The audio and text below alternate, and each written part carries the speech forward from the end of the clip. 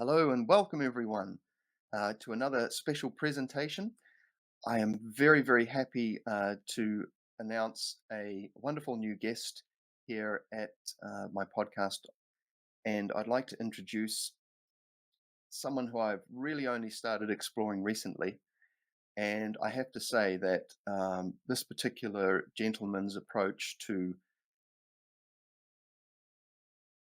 scribing and conveying and presenting information, uh, it's wonderful to experience. I'll just say it like that. And so I'm going to introduce a teacher, an author, a performer, and a poet. And I'm going to introduce Mr. André Consciência. Welcome, André. How are you, brother? I am fine, thank you. Awesome. I am so grateful for you being here. Thank you for joining us. Now, there is quite a bit of information about your background available for people to explore, and I will put some links to some other conversations so that people can get to know you. But I thought for this conversation, we would go straight into sort of the relationship between your approach to practice and Magick. And so I have a question here, which I'll put up. And that is, how has initiation into Hermetics influenced your approach to practice? Okay, this question is interesting because it forces me to go back a good distance to when I was a child. And when I was a child, I had what people call siddhis and extrasensory abilities. If abilities is a nice word instead of function, which I think is more correct. Now, when I came, I also had these memories. It felt like they were my memories sometimes, but sometimes the memories of other people that I knew. And when I came to my adolescence, there was a sort of awakening of the spirit inside me. And also I started to realize that all these things that had grown with me,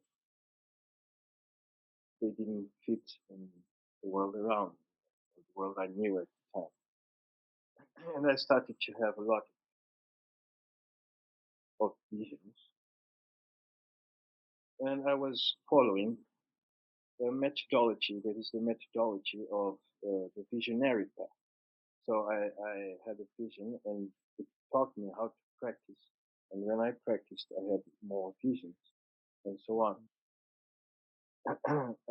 I started exploring different philosophies and approaches to metaphysics. But the methodology was the visionary path. At the time as well, I had already started to practice the Golden Dawn and Astrum Argentum. But even Astrum Argentum, when you are beginning, what they tell you to do is to explore, research, and practice that which attracts you. So the beginning is very general, it can be random. Finally, I found initiation into Hermetics with someone else. And initiation into Hermetics gave me a structure. So my method started being what people usually call a method. It gained structure and my abilities, so to speak. I wasn't their master, and I started to become the master of my own abilities. I started to master them because initiation into Hermetics allowed me to do so as you go step by step and becoming conscious of all the details. So when you grow, like in the Golden Dawn, for instance, and I was also in the Thelemic Golden Dawn, you evolve in the path mainly through, especially in the Thelemic Golden Dawn, maybe especially through rituals. So you do the ritual, and the changes start to occur in your consciousness and around. But you're not really the one in charge. You have just done the ritual. The process is happening subconsciously. And with Franz Bardon, there is real integration of nearly every aspect that is necessary for a magician. They exist as such and not simply a ritual. So I can say that initiation into Hermetics gave me the method in itself.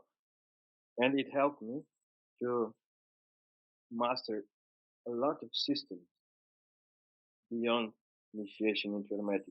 Without initiation into Hermetics, these systems would have been mastered as well, and they wouldn't be good enough because generally they lack this conscious side of everything. Wonderful, thank you. And you raised some excellent points there. One of them for me is that, you know, you follow your interests, and I find this to be a fuel source. It's to be there are certainly a discipline aspect to the practices where you have to show up each day, and then there's also I think you know, it's good to be engaged and enjoy what you do, because that helps to sustain momentum. And you know, there's been times when I have had these visionary experiences and I haven't followed them, and I seem to I go, where are things? And then I go back and I revisit them, and then I focus on those exercises, and more is revealed to me. And so Joseph Campbell talks about this in The Hero's Journey, not heeding the call, and there is a price to pay for this. And but yes, and also with you know, the structure of initiation in Hermetics has helped me to understand other practices as well. It's been so valuable. I feel so grateful and blessed to have actually discovered this text, because it's not that well known, and it seems to have presented itself. So you know, but this brings me to the next conversation, which is, you know, uh, developing momentum. You know, like what are some helpful points of focus for those wishing to cultivate persistent momentum with their practice? This is a challenge for so many practices. Well, in part, it's just what you said. One of the main things, at least in my opinion, is really enjoying the process, love it. That's where the devotion comes from, and without this devotion, no discipline will handle it, because eventually it will break down.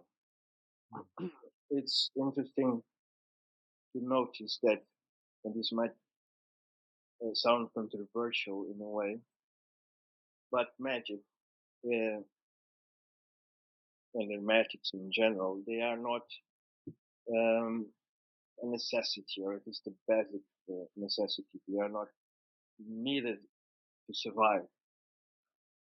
So finding a job for many people is the real need, or eating, drinking, etc., etc., and developing skills that are socially acceptable and inviting. So all these things, if you think about it, all the time you must spend training hermetic and magic. If we spend all this time in the things that are considered needed and that are indeed needed to survive this often hard world, maybe we would fare well, spending all our energy in these basic needs. But we train magic with all the passion that we have, with all the heart and love. We do it because we love it. It's like a flower. The flower is a flower grows and it has perfume. It attracts the animals. It needs it to survive. Mm. But the flower also looks beautiful, and maybe the flower didn't need to look beautiful. Yet, this is the main strength of the flower. This is the transcendence that exists in the flower. And this is what we are searching for.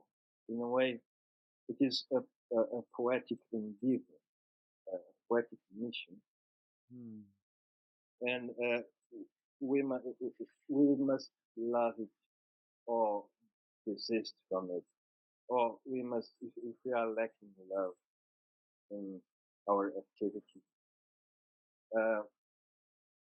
but we have just enough love to know we want to keep on working.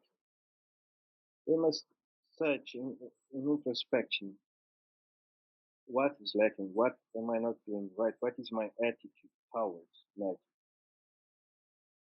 And the attitude must be one of a lover, or of a poet to the muse. Also, we must show up, meaning we must or we should practice daily, and when we don't practice daily, we should practice daily. This means that we should be patient with ourselves and not we should not feed frustration, but indulge. And I often find in my own students that they indeed do this out of love, but they think they must be very austere, and they forget that they forget pleasure. That pleasure is the support. The pleasure is the feedback we get from the right way. So mainly, maybe there are of course many other things I could say, but these are the things I want to focus on. Thank you. Yes, I agree. You know, like I find it's similar to my time as a musician. You know, when I'm engaged in what I'm doing, if I'm playing music that I enjoy to people that I want to play it for, or if I'm getting good feedback, if there's lots of things that are fueling the enjoyment of the experience, the environment, the practice, the it's almost like you're kind of you can make your practice in a sense musical as opposed to playing notes randomly on a keyboard. You can turn those sounds into music with grace and finesse and an enjoyment of creating melodies that are pleasing. And I think that there is a junction here, and I will explore this and probably in my podcast and things as well. But you know, but enjoyment carries us, I think, and gives us energy. Where, like you said, being austere and willpower and discipline, they certainly have a place, but I just don't think they have the longevity that true enjoyment and devotion have. Would you like to comment on that? Or Yes, it's like this is an interesting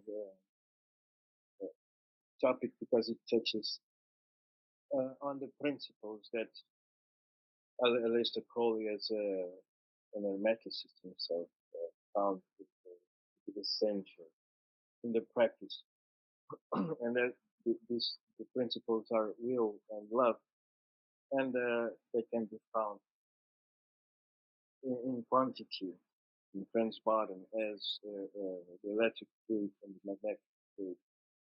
And the electric fluid pushes things forward with direction, but it must be nurtured by the magnetic fluid, or else it just burns itself and everything around. So it destroys that which it is trying to build. Yeah, that's a great way of looking at it. I think this is something that, Bardon points out is the importance of balance between,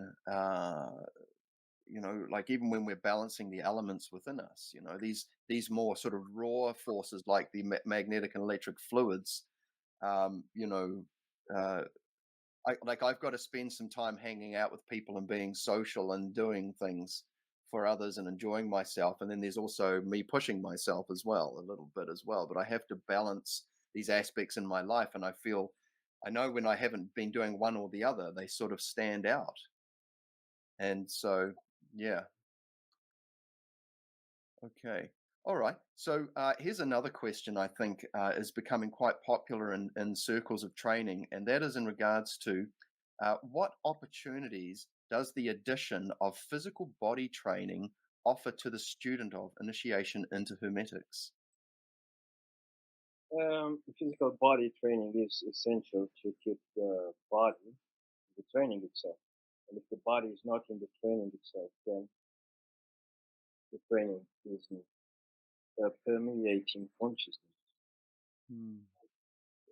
This is contrary to what is often thought.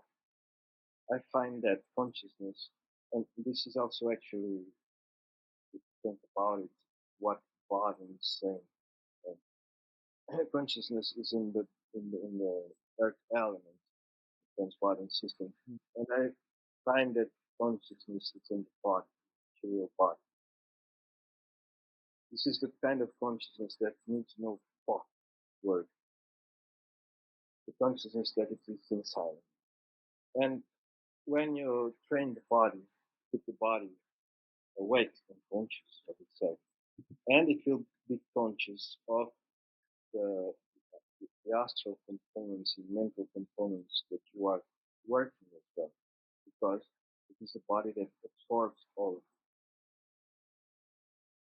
And when you work with the body, and it depends a bit on what the activity is, the main thing is to keep the body active and awake and present in our daily life. Then there are special disciplines that will be um, that will be very suitable for this kind of work with and magic, like Tai Chi, for example. Hmm. Yes, I've had to say that because I am a Reiki practitioner, one thing that we didn't get taught is that standing. So here is my beautiful table, and when you have someone on the table and you have to stand there and you have to hold your arms out over if you're not touching them, or even if you are, this affects your posture. And if you have bad posture or if you become uncomfortable, that creates noise, which your mind sits on, the noise, and you're unable to focus on the more subtle things, which is what our business is as well. And so I found that these sort of some of these practices like Tai Chi and Qigong have been very helpful. And also submitting to a static posture, like Bardon talks about in Initiation into Hermetics, of actually just practicing a sitting posture, not doing anything while you're sitting, just practicing being able to sit and quieten the body down so that you're basically almost turning the body off so that you can attend to the other realms of existence, because physiological noise can be problematic.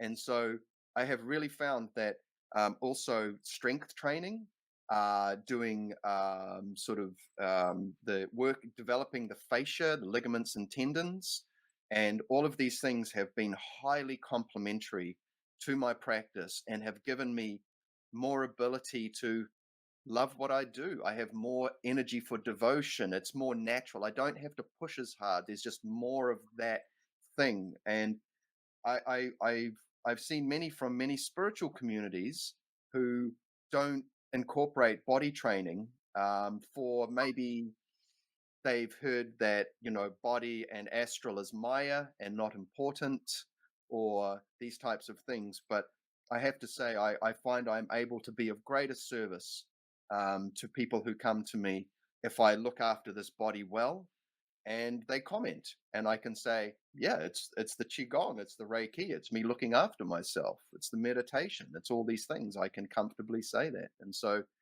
yeah, I think that this is becoming a much more popular conversation in magic circles, and so do you yourself? How have you personally complemented your training with body training?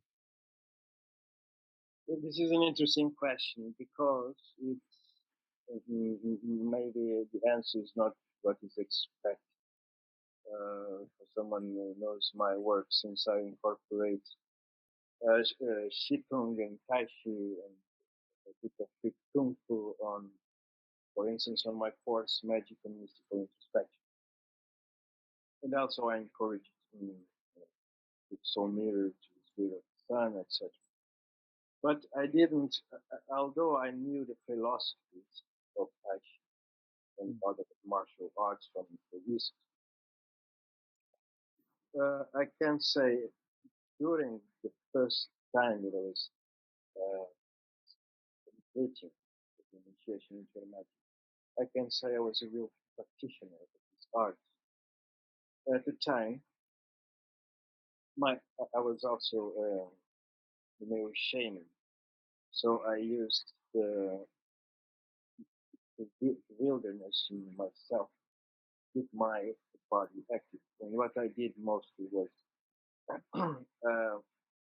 I did big walks, like 15-hour walks, and I climbed and I jumped to cliffs, and I was just exploring nature and being wild and keeping my body fully engaged in existence as something that is wild and free and that a being that exists in itself and is fully alive. Uh, and this was mostly my practice, my physical practice. Then, at some point in one of those walks in the wilderness, I stepped into, I stepped over a snake, and the snake got scared and ran away, and I got scared as well and stepped back, and my foot went into a hole in the ground and broke my leg. Oh wow, okay. Then I met, but then I met my my therapist was a Tai Chi master, and he got into my head that I really had to do Tai Chi or cycling or something else that forced my legs to build equal amount of muscle. This is because since I broke my leg, my left leg started losing muscle. My right leg Mm-hmm. got muscle, and I was dragging my leg behind me by now. Then I started practicing Tai Chi with a lot of discipline and daily, and exploring from there to other martial arts, but always as a beginner and not a master in any martial art. However, I had been introduced to the philosophy and the applied philosophy in Tai Chi and Ninjitsu as well through my initiator, my mentor at the time. He was a practitioner, and because we didn't meet in person a lot, we lived far from one another. We met when we went on the Santiago pilgrimage. That's when we used to meet physically. So what he could teach me well was the philosophy and the mindset. And he was into ninjutsu as well. And this is funny because ninjutsu came again into my life when I was traveling to England and I went into Watkins bookshop, and I found it's called The Warrior, a book by Martin Fox that is exporting. Maybe most people, I'm not sure about this, but maybe most people will read it as an instructive adventure. But I absorbed all the practices I could from this book. And it has enough for us to practice for years. I'm a bit on a setback due to another injury, an accident in which I broke my jaw, and which masturbated my cervical. So I'm learning the first steps all over again, meaning that I am, with physiotherapy as well, beginning to be able to give you the movement again without pain. Anyway, in what I try to transmit to my students is that they don't need to be, they can be, if you have this passion, but they don't need to be an expert in of martial arts. Because if you really want to be a master in martial arts, it can take a lot of your devotion and a lot of your willpower, and sometimes combining initiation into Hermetic and a real career in martial arts. These are two things that are very demanding and can be hard to give. It can be hard for one to give enough to be true at the same. But I don't discourage it as well. Anyway, I think working Tai Chi especially, because it's also very relaxed, or can be relaxed and energetic. I think it is a wonderful complement to initiation into the Magick. And we, as we are practicing physically, we're also meditating like clarity. So there's nothing there that will distract you from initiation into the Magick. On the contrary. Yes, I agree. And I've found that, if I'm laying down on the bed or doing my corpse pose meditation posture, and then I sit in a chair and I do my seated asana, my more Bardon related seating posture, and then I can stand and I can put myself under more load. I'm training under load because when I'm standing, there's more physiological noise. So I'm able to deepen my stillness through incremental increases of physiological noise, whether I'm laying down to seated to standing, and then movement on top of that. I can basically move throughout the day and move into more meditative spaces when I'm moving while I'm walking and that. And I have to say, for training the cosmic letters, which we'll get to shortly, I found that to be very useful as well. So yeah, I think Kung Fu is definitely also so wonderful. But you're absolutely right. These things can become quite time intensive.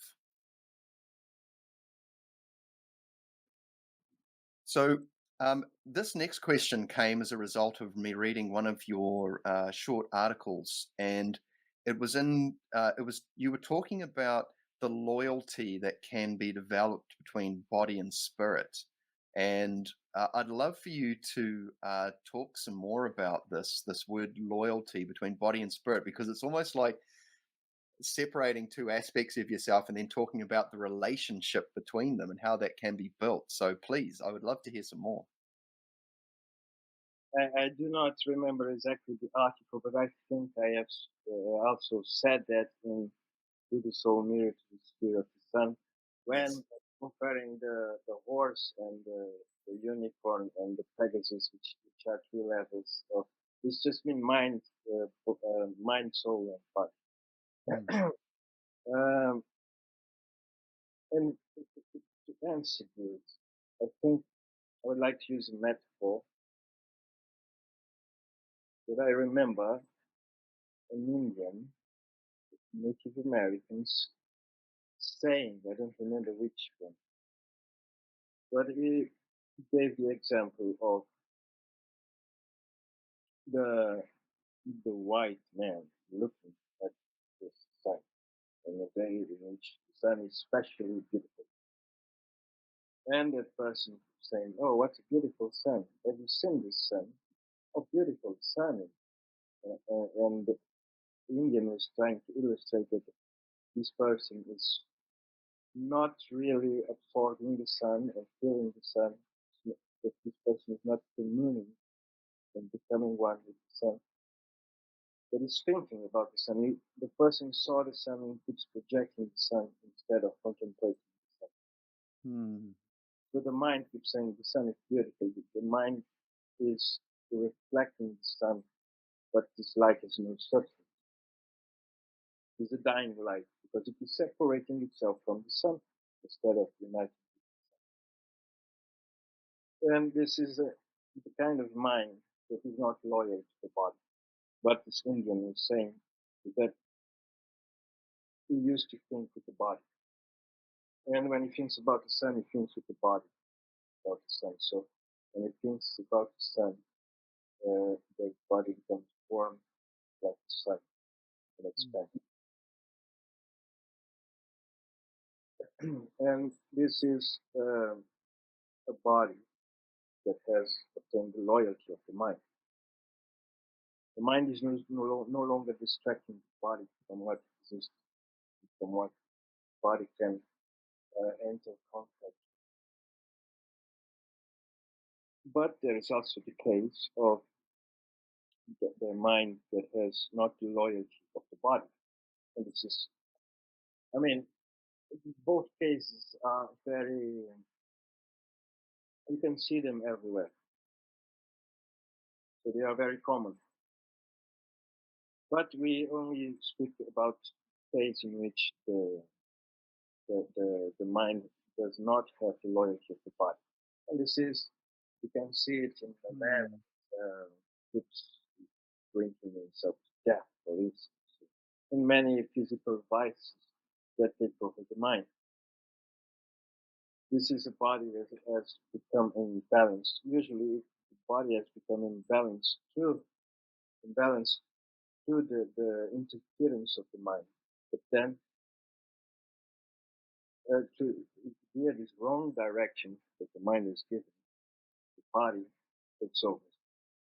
And the body takes over because probably the body thinks it needs to survive this vicious mind. And yet the body keeps destroying the mind in a fight for survival, that makes no sense. Because if the mind or the body is destroyed, both will vanish in a way. At least as a total human being.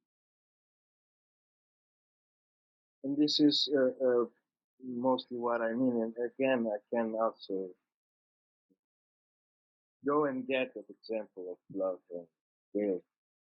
So the mind, a good and loyal mind that is serving the body.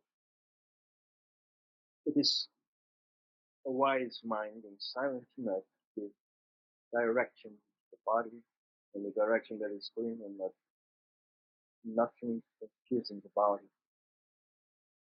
And a body that serves the mind as well is silent and vacant, and it does not end in your skin. The body is all around. This is the body that has become this is a marriage between the silent mind and the silent body. And through this, the body is everywhere around me and in the light around me and in the living beings around me. So this loyalty between the mind and the body, although it can start as a discipline, because we are not really in tune with what we are or what we are supposed to be originally. It can start as a discipline, but it ends in transcendence. The transcendence. That is the marriage that comes from the loyalty in the mind. Wonderful, thank you. And yeah, that was lovely. You know, I've discovered myself as I have learned to separate these three aspects, this mental, astral, and physical nature. You know, they almost have their own personalities, and they need to be taught. Well, you teach them so because when they work together, you're in harmony. These are like three notes in a chord, you know, and if one is out of tune, it's not that good, and one can confuse the other, like you said, and they can also be unhelpful. But I think at the core they want to be helpful, but you kind of have to lead them to understanding almost, and through the training. Uh and when and I personally find that when I make breakthroughs in practice, because I want to discover how I can be more aligned, effective, in tune with reality as I can discover it, there's a delightfulness that occurs. And it's very, very liberating and enlivening. And so when there is less noise, when the communication is cleaner, it's very, very, very satisfying. Okay, here we go. Okay, all right. I've been really looking forward to asking you this question. So now we're going to talk about the cosmic letters in Bardon's third book, Key to the True Quabbalah. And you have mentioned, now I haven't read your Sphere Quabbalah book, but I know that there is an emphasis on music. And so as a musician myself, I'm always curious to hear this from other practices.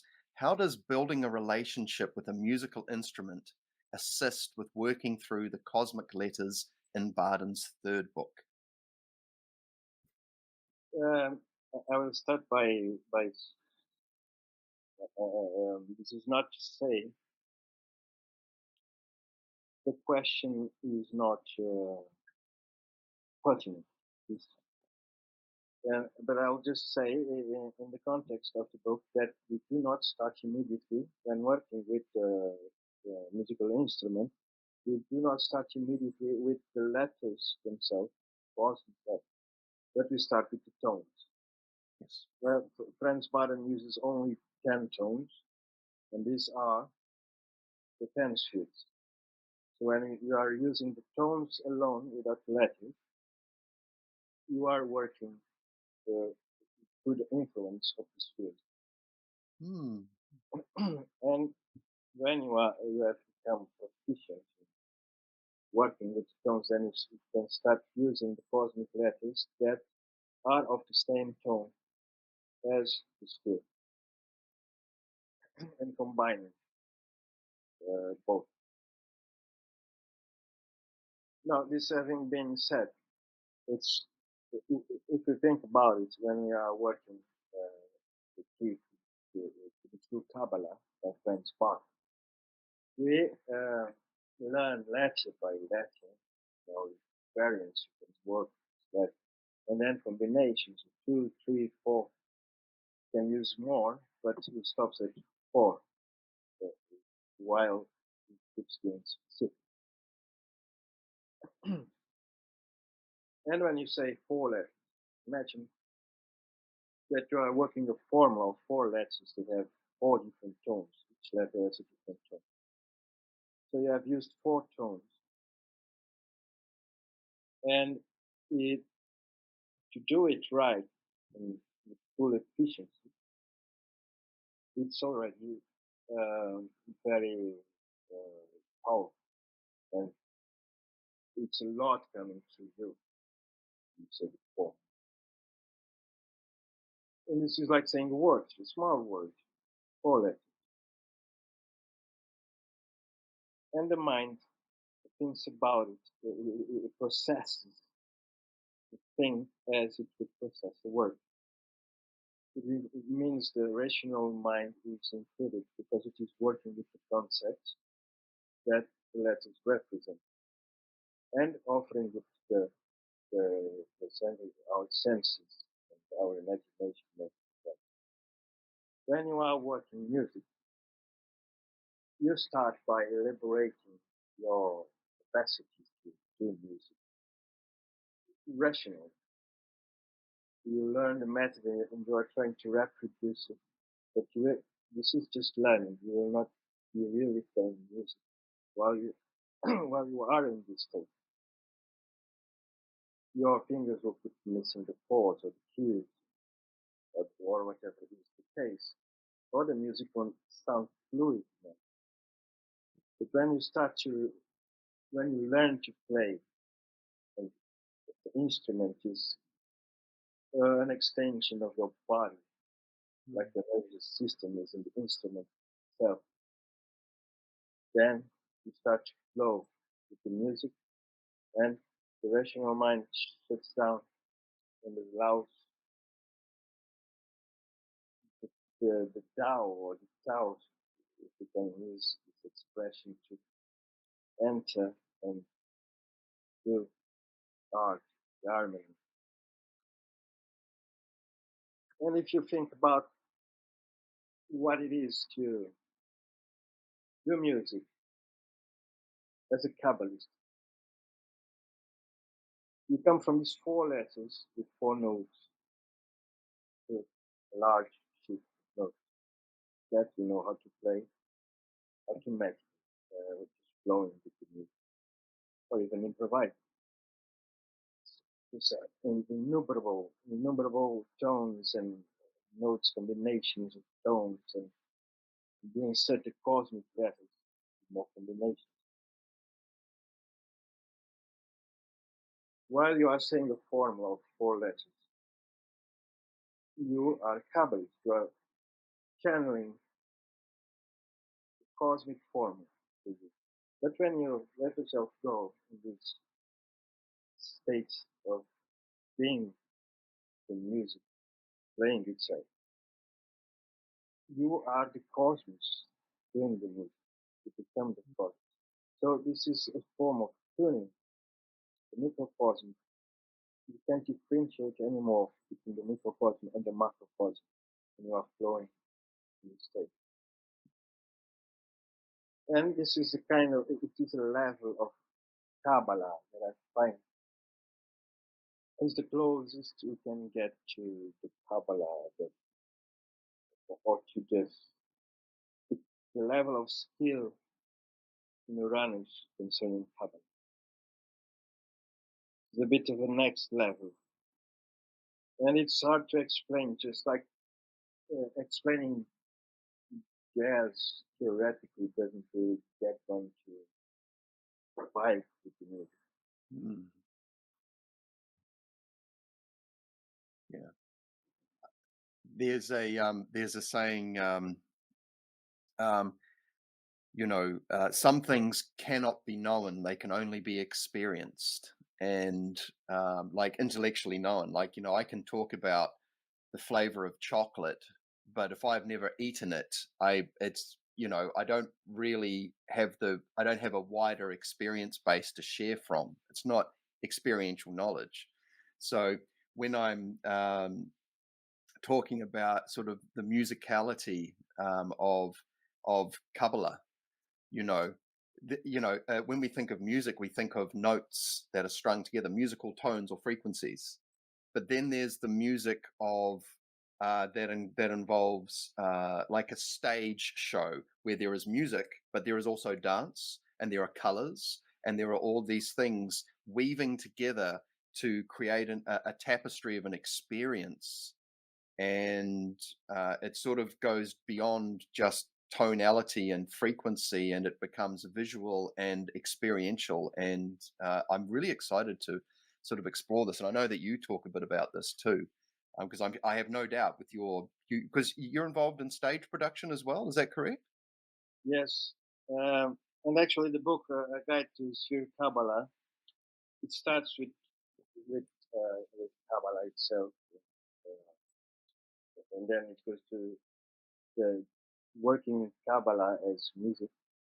But it goes on, and it starts to combine the Quabbalah, as you know, in imaginary, so geometry, and and combination of light That's mixing. This is things you can find on the stage as well. And it eventually ends in dance and a kind of Kabbalistic yoga in which the body is involved. And it's interesting you mentioned this because I didn't realize maybe until now that all the elements put together make what is necessary to give a nice show on the stage. Mm-hmm. Yeah. I've working as a musician and putting on stage shows, like organizing events for other people to perform, because I had students who would get up and perform as a teacher. I would set up a stage, I would hire a band, create an experience. And when we have young students who have just started playing guitar, and we would give them a band that would support them, and then we would give them a stage and an audience and a nice venue and some lighting and some good sound, it created an experience that was dimensionally larger than just sitting playing guitar. It's quite interesting. And I just wanted to say too that something I found is that when you were talking about bridging the micro and the macro cosms, there's something to be said about learning how to improvise on a musical instrument, because once you're able to free form improvise, like basically play some scale notes over a chord and not think about playing a specific tune or a set or a template, you are just exploring tonality over something else.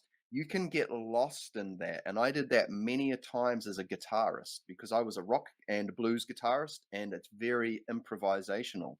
And you get lost in this kind of creative la la land, as we call it. And we sometimes have to wake the guitarist up. Hey, bro, wake up, man. We're playing here. So improvisation is really interesting because new things emerge that you didn't make, you don't know of. And I found that quite interesting. It is what psychologists call the oceanic experience. Oh, yes. Your sense of identity becomes just experience when you merge into it. And it's what the mystics search for as well, I believe. And absolutely, like with music does music performance. I mean, recording music is one thing, but doing a live show with people in front of you and watching people and watching how energy goes back and forth and builds up the performer and builds up the crowd, it's quite an intriguing experience, especially if you have confidence as well. It's you tap into the collective in a way. If you observe your mind while this is happening, you are tapping into the collective. You are working as an individual, but you are also inside the collective. And this is what's so gratifying in shows. You start by being nervous. It's the individual closing in its own posture, but also emanating kind of electricity. And when you get to the stage, you call it public. That's the hour of truth. Then you understand that it all happens organically in a way. I love that. Yes, beautifully put. Um, Yeah, now I want to get on straight onto this other wonderful book of yours called Through the Soul Mirror to the Sphere of the Sun. And one thing that has become noticeable in the community, I think, is that since I've been looking at Bardon for a few years now, is that the soul mirror comes in very early on in initiation into Hermetics, and it can be seen as maybe not a very exciting or laborious or romantic or glorious or task, but I found that the value in it, it's hard to express until you actually do it yourself. Now, you've written a book that gives new insight and presents new value to this exercise in some ways. And maybe I'm going to hand this to you because you can articulate this, I think, better than I can. So the question is, as far as your book goes, through the soul mirror to the sphere of the sun, that in itself is quite informing. What would an overview of the journey through this book look like? A real overview is very hard to give if one means by this describing from there are 24 steps, I believe, so describing all 4 steps, but a general idea can be given. And part of it is, or maybe even the heart of it is, it can be found in what you just said as well. So the idea is to show, or one of the ideas is to show people, and practitioners mostly, how the soul mirror is, and the ennoblement of the soul perspective can be a thing that is very multifaceted, with many variations, with many things you can apply into it. You can apply everything to it, and you can make it really fun and engaging. And in a way, if you look at it seriously enough, this is the work of the soul mirror introspection and the ennoblement of the soul is the whole work, and you are using various techniques in order to progress, to self-evolve. So in a way, the soul mirror is always present, even to the students that do not use it at all, or that start to use it but get tired of it. Now, it maybe how Franz Bardon describes soul mirror can be can sound frightening to the practitioners. I didn't feel frightened personally. I felt encouraged. This was a battle I wanted to get into as quickly as possible and as intensely as possible. But also not frustrating myself. Frustration is one of the greatest faults that I find in students. So, to give an example, when you are working with the magic needle further ahead, you are working directly with your own body. You are consulting with your own body.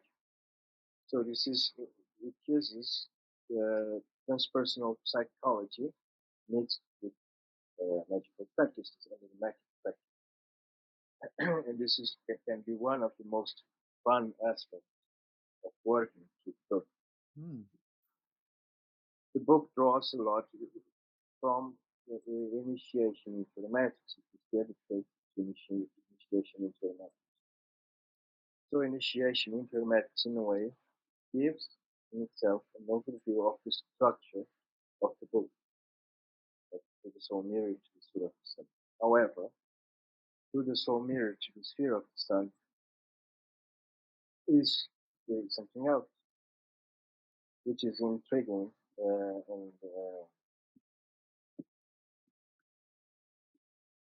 so okay, the idea is we get 10 steps on through the soul on initiation into hermetics, and you apply all of the steps to the work of the soul mirror, furthering the ennoblement of the soul and exploring the soul mirror.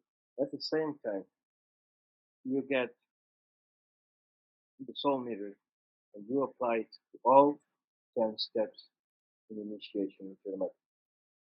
And you are doing this thing. And it was working both ways, and the two lines of work are potentiating each other. And this is the alchemy that the book tends to create. It goes a bit further. And when the adept, now an adept, right, is ready, he goes into the 12 trillion works and starts working, giving mental wondering, and then has to anchor everything with the body. And it recovers, not intentionally, but it works with this Gnostic idea that the human being is essentially an angel and can become again a celestial. The idea is to, when you get to the spirit of the sun, so to speak, become a celestial embodied. So, just to give that idea of the soul mirror in the work of introspection being fun, must be understood. First, Hermeticism kind of makes no sense without self-knowledge and introspection. As has been said, to know the gods and the universe, know thyself. And when you know the gods and when you know yourself, you can, and the gods and the universe, the microcosm, you can work with the macrocosm.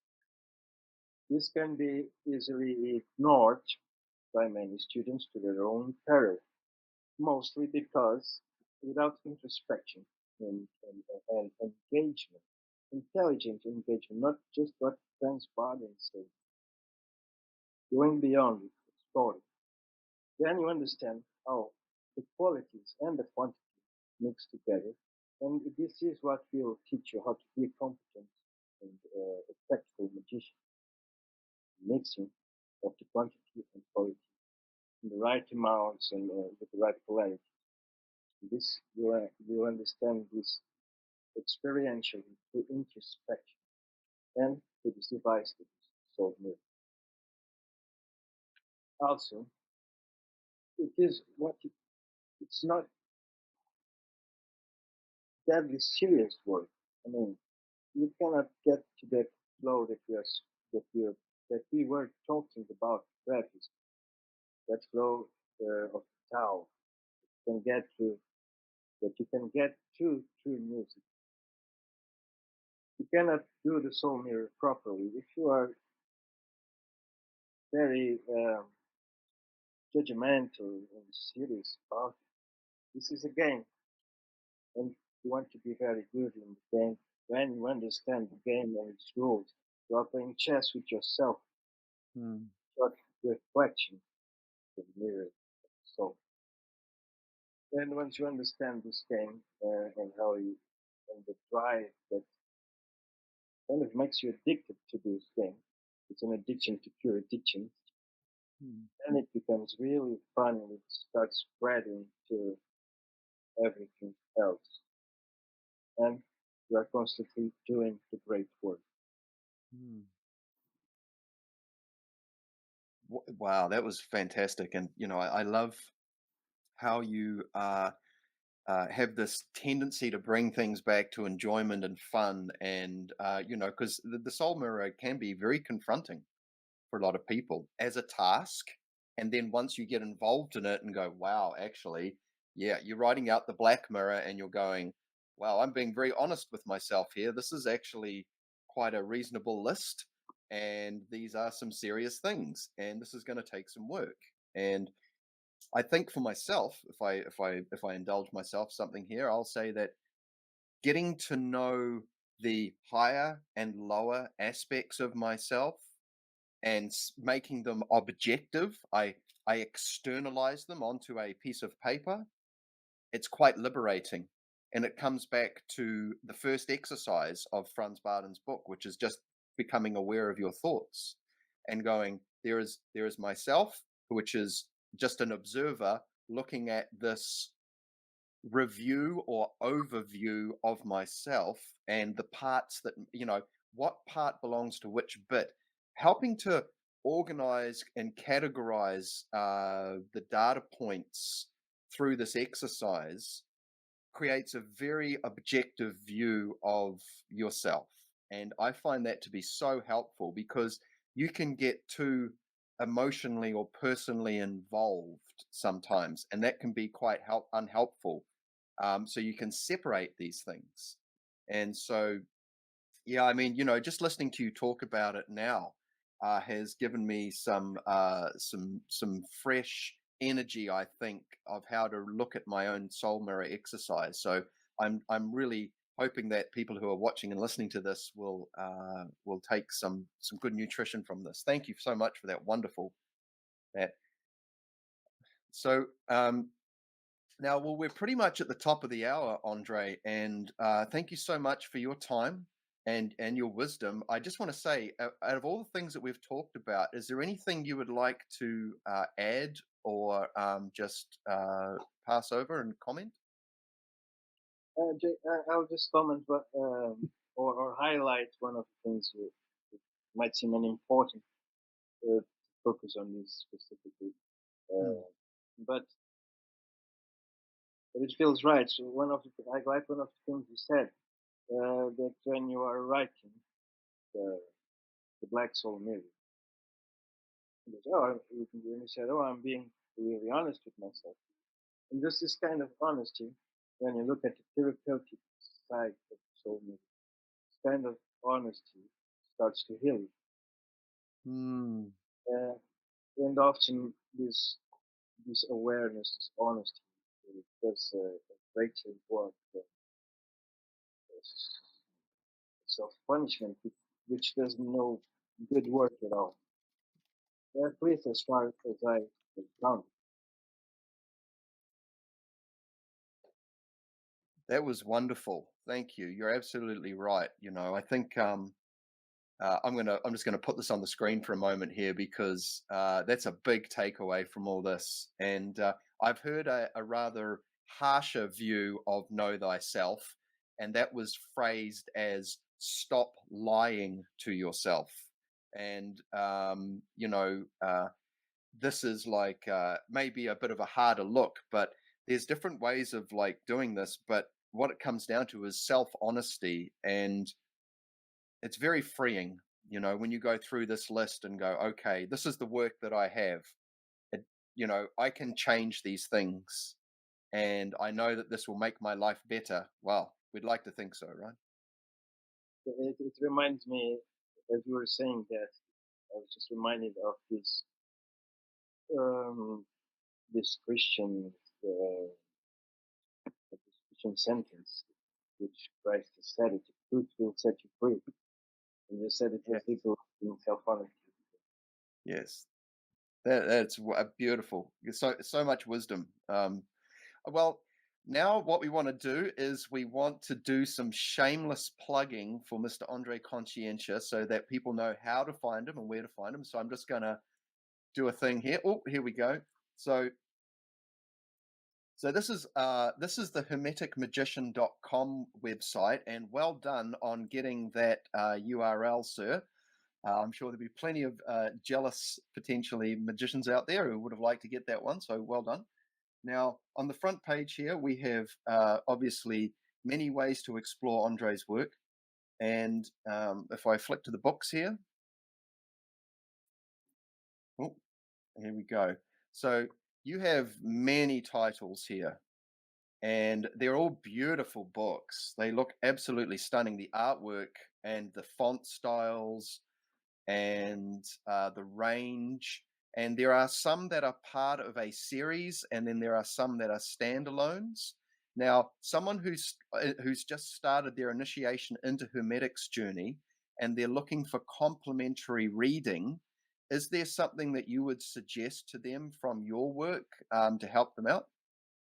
Yes, I have 3 books that are meant for the the beginner, but not only for the beginner. They are meant for someone that is becoming an adept until that someone becomes an adept. And they actually, they in themselves, these books can lead you to adepthood, but mixed with initiation into hermetics, they are ideal. And the books are simply the Dragon Tarot, Through the Soul Mirror to the Sphere of the Sun, and The Way of Abrahadabra. So, Through the Soul Mirror to the Sphere of the Sun starts as a series of more complex books, and The Way of Abrahadabra is also the first in the series. The Dragon Tarot is a standalone, and it has a lot of influence from Franz Bardon as well. Hmm. The Way of Abrahadabra is meant to. I wanted to work the current of Aleister Crowley and Thelema, but I wanted to give it. And then I didn't. I think, although I do respect Aleister Crowley a lot as an hermeticist, his work is very scattered, and the thing that binds it all together is uh, is folklore, is mythology, so to speak. It's a sort of religion it puts behind it. But I wanted to explore what I think is Thelema in an hermetic sense, and fully on an hermetic sense. And so this book is also very enjoyable to followers of Franz Bardon, because once again, Franz Bardon kind of influence. And these are the three books that I would suggest for one beginning or being in the middle of the path to adulthood. So this book, The Way of Abrahadabra, would be the first book to read, and then No, any of these three books, The Way of Abrahadabra, To the Soul Mirror, To the Sphere of the Sun, or The Dragon Tarot, are yes. for someone in the beginning of the training or halfway. So these are good books to start with for someone who is not experienced in magic yet. Oh, fantastic! Thank you for that. And now, do you have any upcoming events or classes that you'd like to bring the public's awareness to that you can share? And I have in mind, but I don't know if this is going to be immediate or not, a course that will dedicate itself to working with elementals. And as long as it is ethical, I will try to provide in this a way for the student to start from, even if the student has no experience, they will work with the elements and eventually be able to communicate with elementals, etc., and to accumulate elements and manipulate elements. This is regarding the courses, but I have what I have in mind mainly are books. So I have written this third book in the series. After the one that comes after, A Guide to Sphere Quabbalah, will be a guide to stellar magic, and this will work. This is already being. The book was sent, accepted, revised already, and the art is being worked by Tanya. oh wow, Tanya from Falcon Books. And it will be published to Falcon Books as a third in the Magical Studies series. And it will be about the history of astrology as applied in magic. And it begins as a sort of might look like an academic study of this topic. Then eventually it gets to the practice of magical evocation by Franz Bardon, and to the hidden astrological keys that are there. And blocking these keys, and there will be things that I think some people are waiting for, like further information on the on Uranus, Neptune, on the beings of Mars, and on 49 judges of Saturn sphere, etc.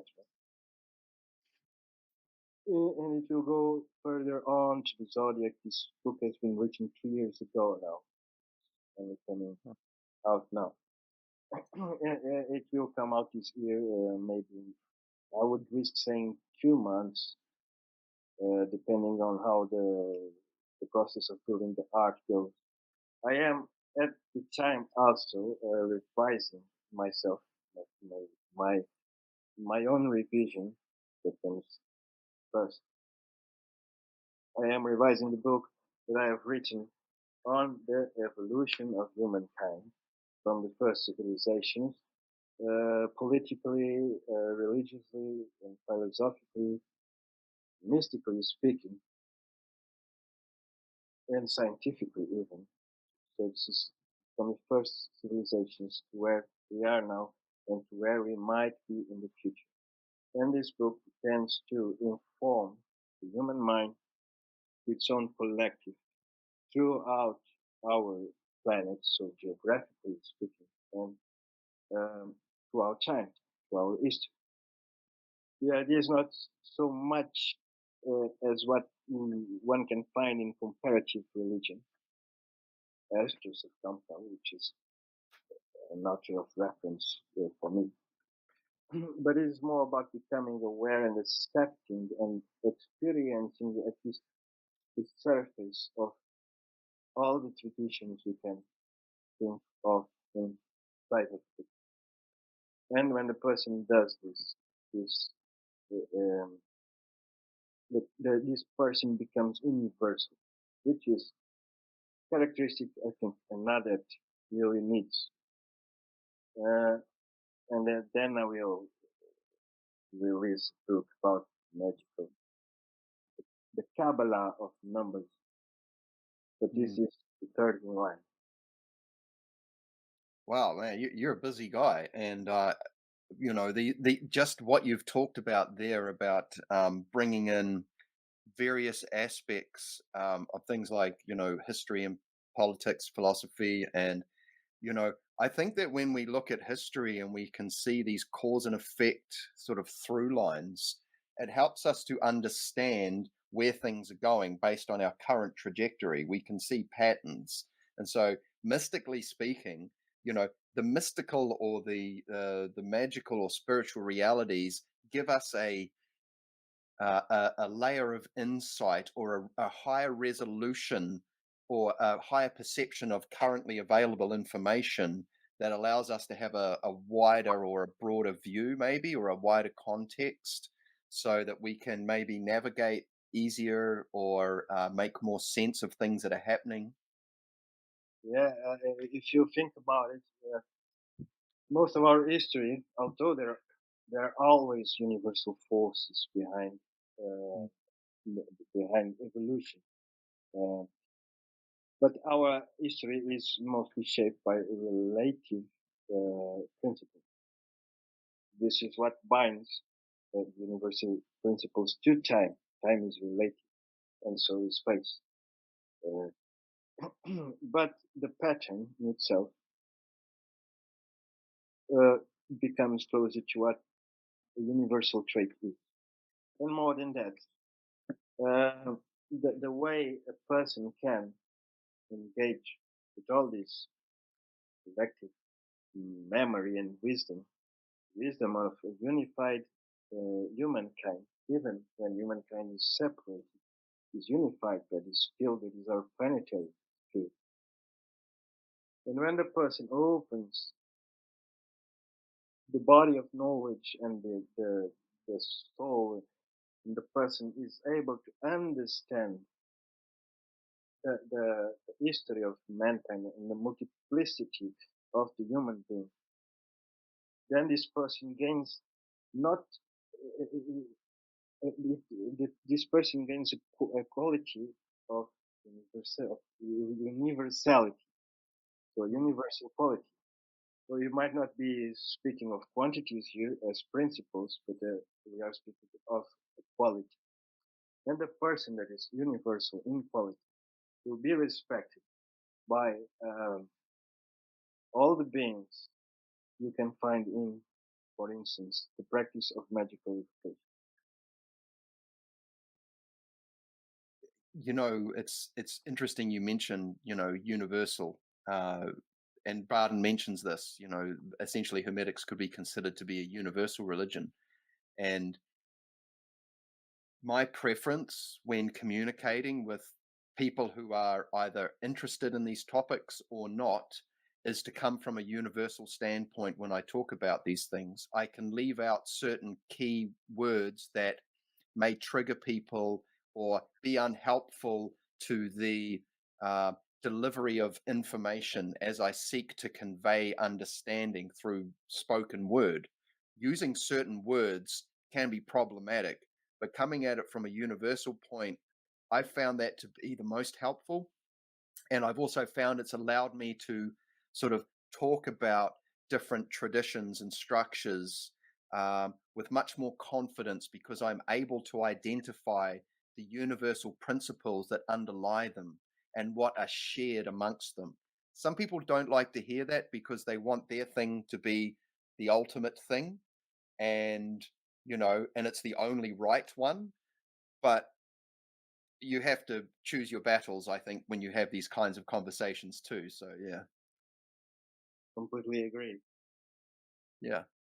Well, I have to say, we haven't finished here with plugging you, good sir, because you also have a presence on PerseusArcaneAcademy.com, and you have some courses on there, and some great write-ups, and I think there are maybe some blogs on here too, some articles you've written. But could you just give us a quick overview on what is available on Perseus from you? Yes, there are some blog posts indeed, but mostly in terms of course, I started with this one, Magic and Mystical Introspection, which is an ongoing course. Means that I am always, as the students progress, and if one student is ahead, he enters the last level that I have uploaded into the website, and I start building the next level. I progress with the students, meaning the course progresses with the students progressing. This is the mission behind this course is very similar to the mission in the book, Through the Soul Mirror to the Sphere of the Sun, but it is very intuitive. For instance, I have just a topic that I want to explore for the students, and I enter Akashic trance, and then I start transmitting to the recording, and it's a bit laid out like this. It forms a system in itself that is, I think it's quite complete with a lot of lessons already. But this is not mandatory, but the students can work with me directly. Beyond the videos and the structure of the course, they can simply talk to me. They can talk constantly, regularly. And you can work from specific case to specific case.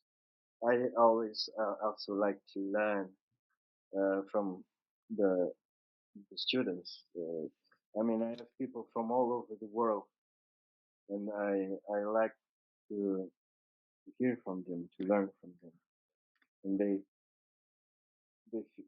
this is something that makes them flourish as well, for them to teach me their wisdom.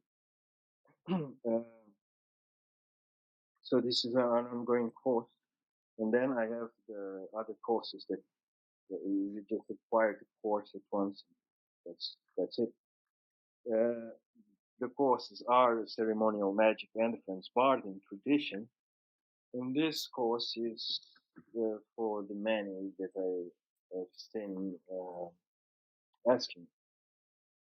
I am a practitioner of the Golden Dawn, and I also do Franz Bardon, or the other way around.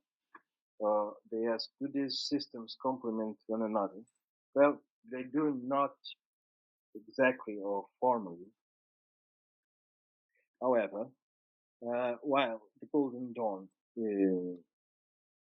stands, so to speak, for being too ritualist, Franz Bardon suddenly looks not very ritualist at all. However, we can take the rituals like those in the Golden Dawn, and if we apply to every single step in these rituals, the consistency and intensity and know-how and the awareness the conscious process that Franz Bardon teaches us, then a simple ritual as the middle pillar exercise or the minor vanishing ritual of the pentagram, these rituals become whole systems of initiation into adulthood. And that's what I am trying to explore here, and I get elements from the Golden Dawn and from all three Franz Bardon books. Then I have a pre-course that is Introduction to Magic. Everyone can simply go there and see it, and it explores how I find the I mean, imagine you get a grimoire. You are just starting to explore magic and you search for the grimoire. Find a grimoire that promises you can find the hidden treasures and you can learn to see the invisible and everything with simple tricks. Usually these tricks do work, but they do not work if we do not have the base of the pyramid. And most people don't. So what this Introduction to Magic course does is introduce the student to the Tao, to the Tao,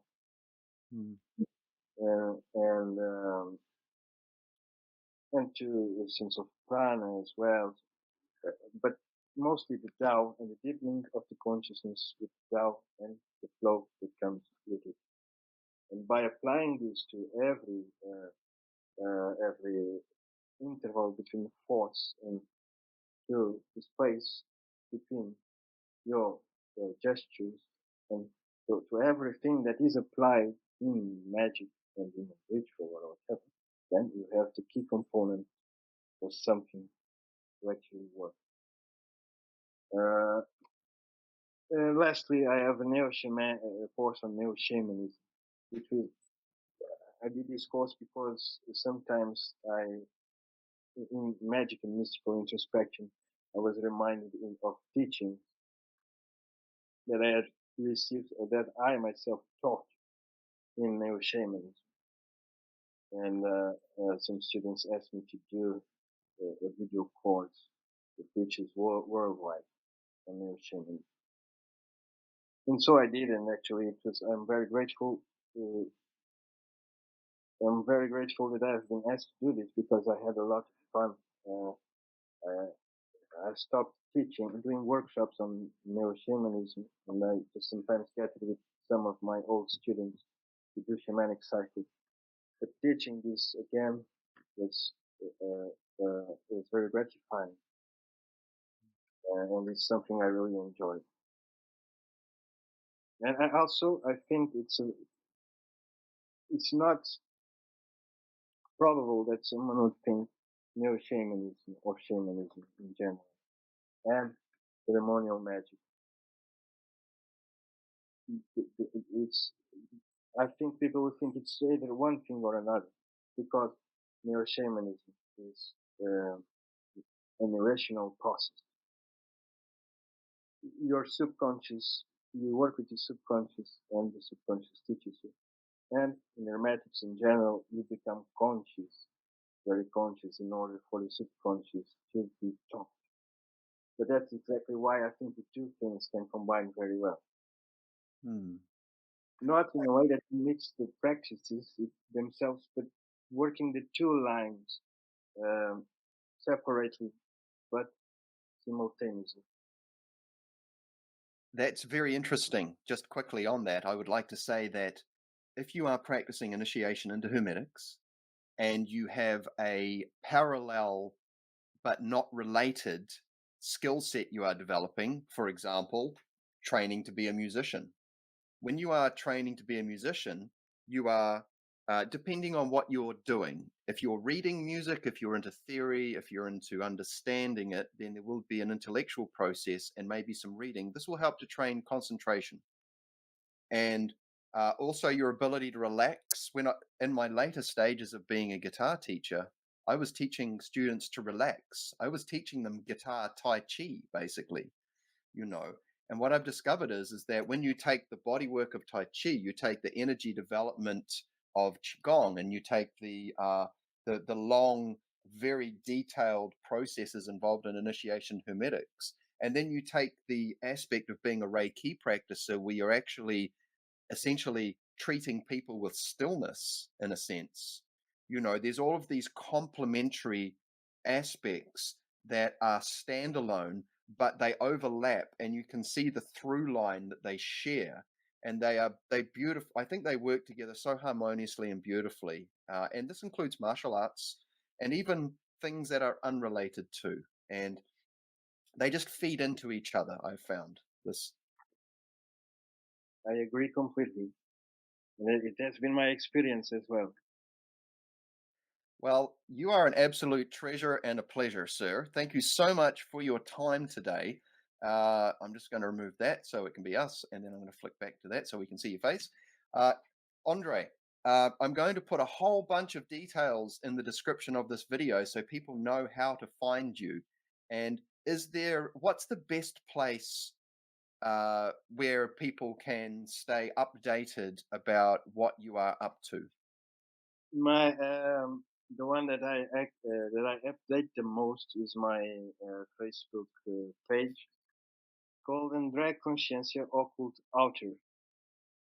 So my website will get the updates that are most important, but in the Facebook page you can follow basically all that I am doing as an occult author and some thoughts even. Oh, fantastic. Well, I'll put that in the link underneath. Now, have you got any final words for the for the listeners and the watchers out there? Yeah, I would just thank you for having the patience and uh,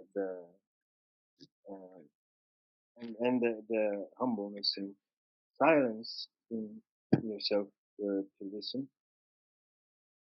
This is for you in particular, but also to the people listening. And I could sense your stillness. It's very pleasant Oh, and an offering that you gave me. So thank you, and thank everyone else for loving this, loving you know, what you are doing as practitioner. thank you. It's like I said, it's been wonderful to have you on, Andre. If I could get you to stick around for just a minute once I end the recording, but I just want to say thank you so much to all the listeners and the watchers out there. And please make sure you check out Andre's work and go and read some of the snippets on. He's on Amazon as well. But please explore his content.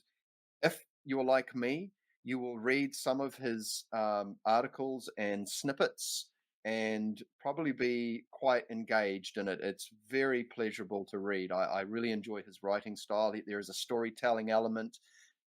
It's just wonderful. I'll leave it at that. Thank you, everyone. Have a beautiful day, and we will talk again very soon. Stay well.